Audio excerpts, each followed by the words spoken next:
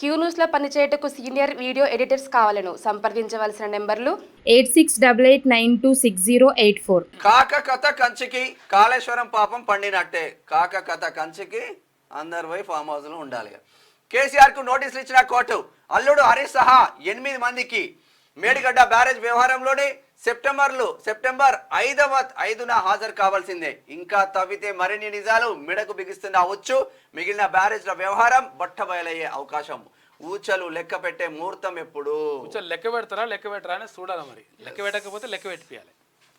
తెలంగాణలో కేసీఆర్ కాక 10 ఏళ్ల పాటు అరాచక పాలన సాగించాడు. తనకు ఎదురే లేదని విర్రవీగాడు.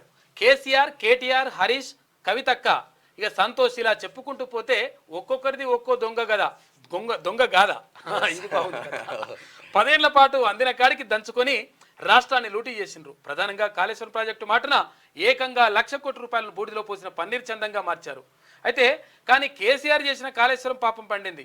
ఎంత బుకాంపి మాటలు చెప్పినా, ఎన్ని లత్కోర్ వేషాలు వేసినా కేసీఆర్ మెడకు కాళేశ్వరం పాపం చుట్టుకోవడం ఖాయమనే చెప్పాలి. తాజాగా కాళేశ్వరం ప్రాజెక్టులో భాగంగా నిర్మించిన మేడిగడ్డ బ్యారేజీ డ్యామేజీపై నాగవెల్లి రాజలింగమూర్తి వేసిన రివిజన్ పిటిషన్ను ఇక్కడ భూపాలపల్లి సెషన్స్ కోర్టు స్వీకరించింది. అందులో భాగంగానే మేడిగడ్డ బ్యారేజీ డ్యామేజ్ వ్యవహారంలో కేసీఆర్కు కోర్టు నోటీసులు ఇచ్చింది.